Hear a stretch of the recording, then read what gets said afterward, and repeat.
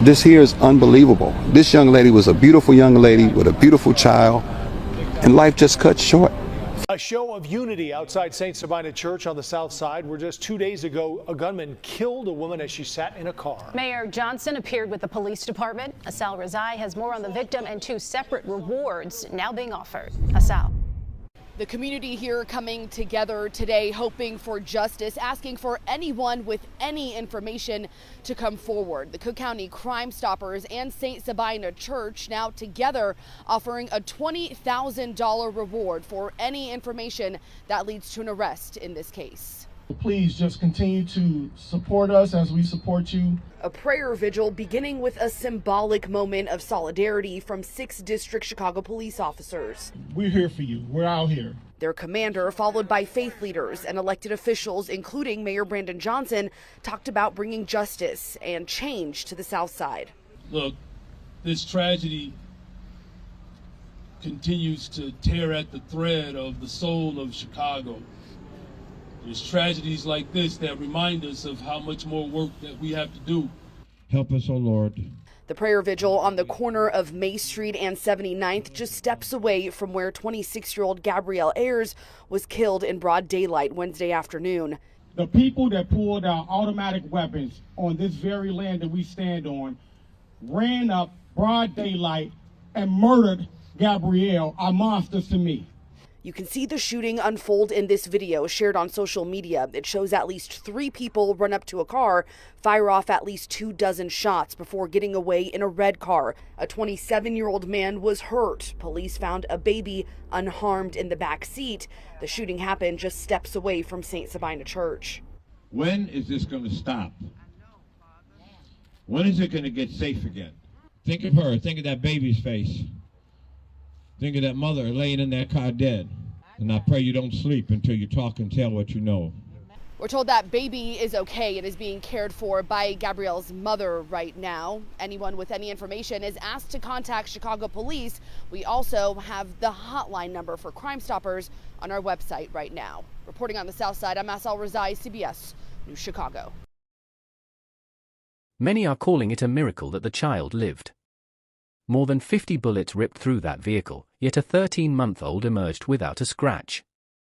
But what remains unaddressed is this: miracles do not provide explanations. It's a miracle that that baby was not shot. It's a miracle. A 26-year-old mother has lost her life.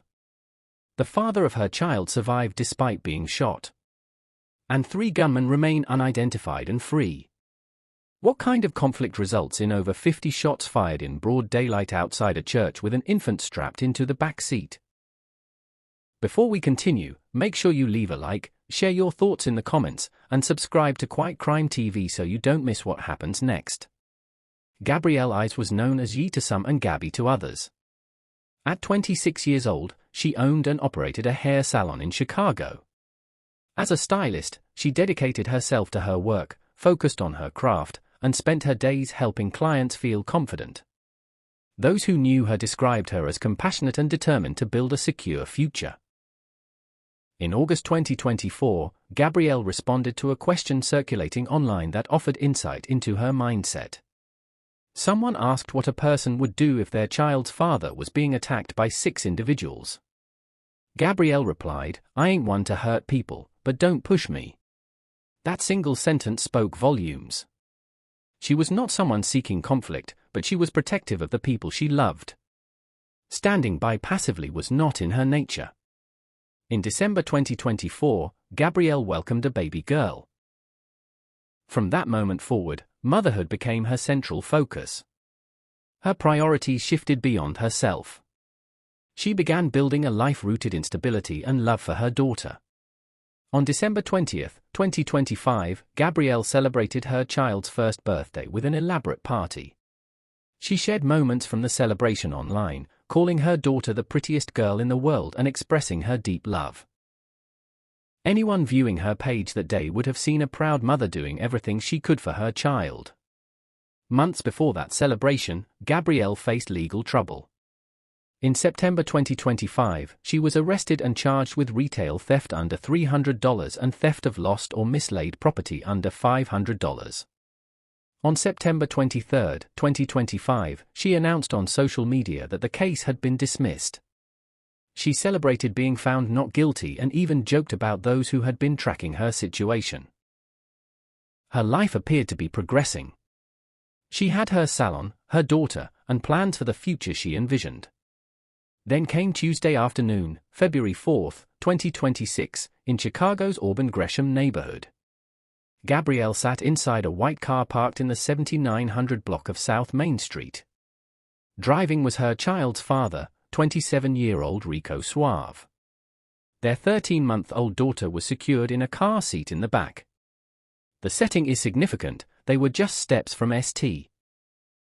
Sabina Parish, a long-standing fixture in the community. It was midday on a busy street, with pedestrians and vehicles passing and nearby businesses operating as usual. It was not a location where violence would be expected.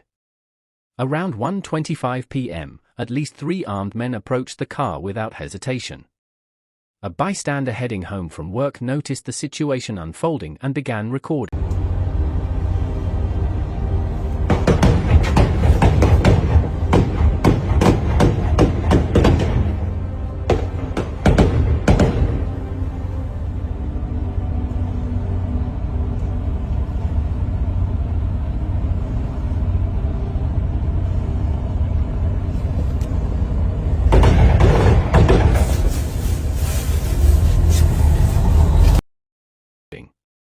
The footage captured what followed. The men unleashed gunfire on the white vehicle, firing more than 50 rounds in a sustained assault. After emptying their magazines, they ran to a red Alfa Romeo waiting nearby. Instead of immediately fleeing, the red Alfa Romeo drove in front of the damaged car, and additional shots were fired into it before the vehicle sped away. The white car then collided with a parked GMC van. The van's driver had no involvement and was unharmed, an innocent bystander in the aftermath. When the gunfire stopped, South Main Street was littered with shell casings, evidence of the intensity of the attack. Gabrielle had sustained multiple gunshot wounds and was critically injured. Rico had also been shot, though his injuries were not life-threatening. He remained conscious and was able to speak with responding officers. What stunned everyone was the condition of the baby. The 13-month-old girl remained unharmed in her car seat. A witness who arrived shortly after stated they saw the child holding a lollipop in the back seat. Gabrielle was transported in critical condition to OSF Little Company of Mary Hospital. Rico was taken to Advocate Christ Medical Center, where he was listed in good condition. The baby was removed from the scene by a Chicago police officer and taken for evaluation as a precaution, though she had no physical injuries. Investigators determined that multiple shooters had fired dozens of rounds. Possibly more than 50. Somehow, none of those bullets struck the infant seated in the targeted vehicle. The shooting occurred near St. Sabina Parish and its food pantry, as well as close to Leo High School. Workers inside the parish food pantry heard the gunfire and sought cover in a back room. Once it ended, they emerged to assist and helped ensure the baby was removed safely. The community was left shaken, repeatedly asking what could have prompted such violence. Marie, the baby was in the back seat of this white car that you can see just here on 79th Street. It is right behind this larger vehicle that it later crashed into. After the shooting, 2 adults were in the car with that child when at least 3 people walked up and started firing. Incredibly, the baby was not physically hurt, but the entire incident was caught on video, and a CBS viewer sent that video to us. Here you can see at least 3 people run up to the white car with guns in hand. Now, we are not airing the audio in this video, though in it you could hear at least 24 shots fired directly at that white car. After running away, the gunman got into a red Alfa Romeo and fired even more shots into this white car. The viewer who took this video, or sent us the video rather, told us that they are heartbroken and distraught tonight, saying that they were on their way from work when they saw the shooting. A man and a woman, both injured, with a baby they say was holding a lollipop in the back seat, crying. Investigators began processing the scene immediately, gathering shell casings, reviewing surveillance footage, and interviewing witnesses. The bystander's cell phone video was turned over to authorities and provided critical documentation of the incident. Determining the motive became central to the investigation. Authorities believed Rico, the 27-year-old driver, was the intended target. However, when that many rounds are fired, control over their trajectory is impossible. Gabrielle, who may not have been the primary target, suffered the most severe injuries. Despite medical efforts at OSF Little Company of Mary Hospital, she died from her wounds. Rico survived and is expected to recover physically. Soon after, a social media post read, "They just tried to end my cousin. God got him though. Rico suave, love you still here." It reinforced investigators' belief that Rico had survived a targeted attack.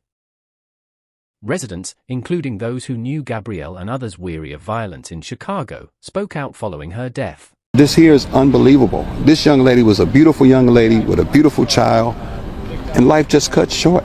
For what? Clean this city up. They need to.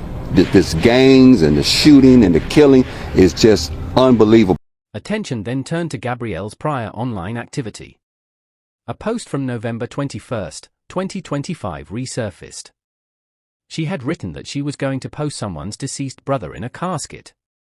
The comment section escalated quickly. A woman questioned whether she would follow through and warned that Rico and another individual would handle it. She asked whether Gabrielle's associates were being pulled from a car during a mission. Gabrielle responded, "My brother got left on a hit." That same day, she posted that she did not care if anyone shared her address because she was moving anyway. After her death, these posts drew renewed scrutiny. They referenced violence and retaliation rather than casual disagreements. Rico's online history was also examined. On February 14, 2025, nearly a year before the shooting, he posted about asking Gabrielle to FaceTime him with their daughter.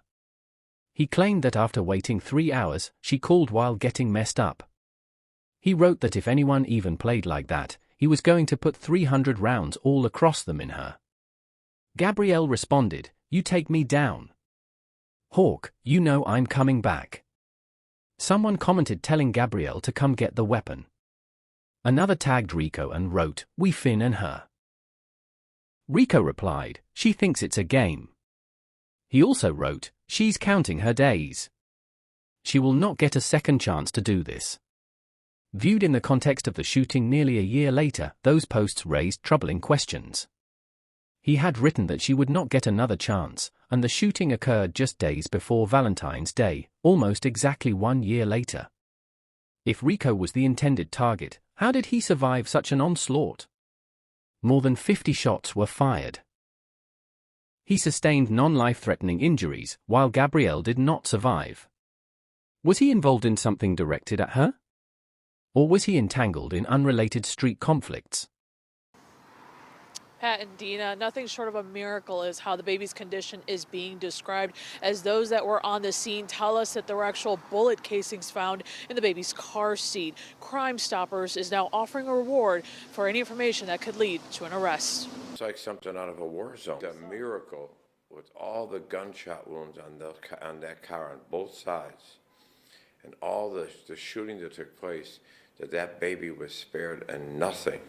God must have a plan for that baby. The shooting unfolded not far from St. Sabina Church and their nearby food pantry. Leo High School is also in close proximity. Father Michael Flager says he was there too and has also seen videos circulating on social media showing more than one shooter targeting the car. He says the shooters have no soul. These guys just coming out with long guns, just shooting. I mean, there were bullets, casings all over the street. It was just absolutely ridiculous. I mean, it was obviously, I don't know what the origin of this was, but they were obviously after this car and the people in it. But, you know, whether they knew or not knew a baby was in the back seat, they didn't care.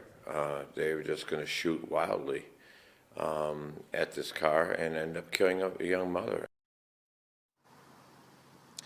No arrests have been made, and again, Crime Stoppers is now offering a $10,000 reward. You can reach out to CPD or to Crime Stoppers where you can remain anonymous. On December 27, 2025, Rico posted, "Long live 3 ski." consequences happen every time your name is mentioned. On February 3, 2026, one day before the shooting, he posted, "You cowards. Free Marley, free Demon."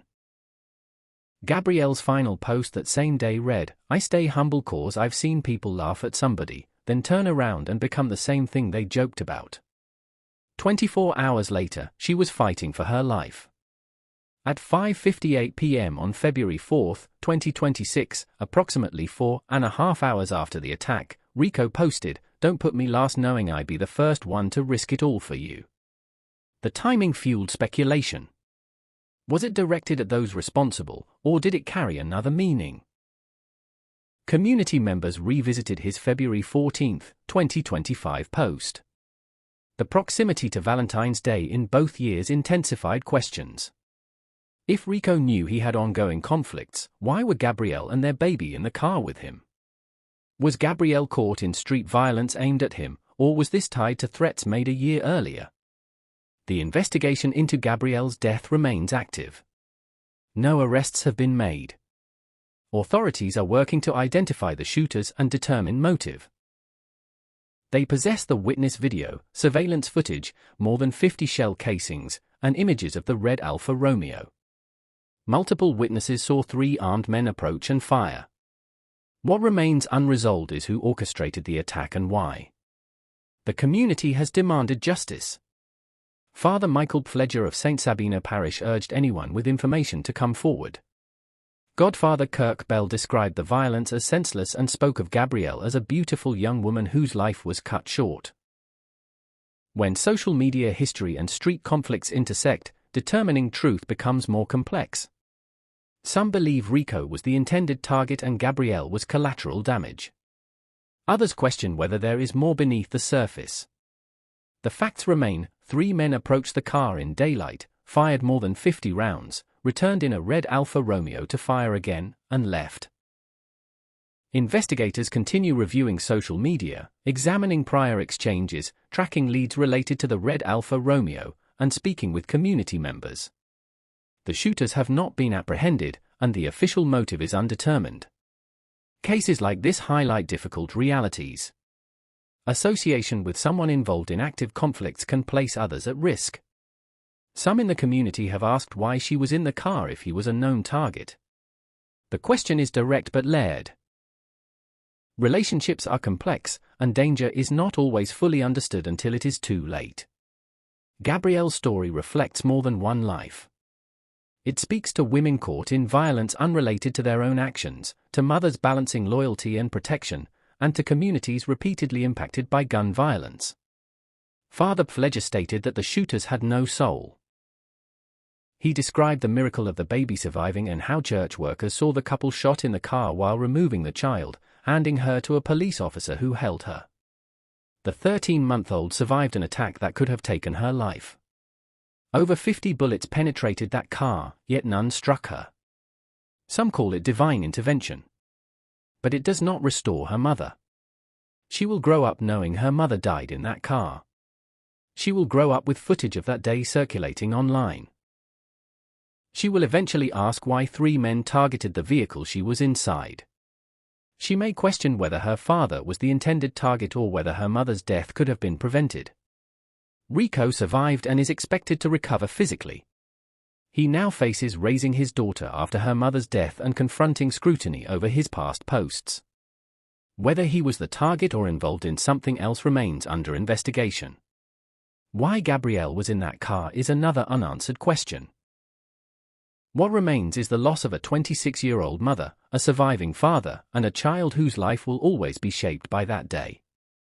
Gabrielle Eyes was a business owner and devoted mother who celebrated her daughter's first birthday weeks before her death.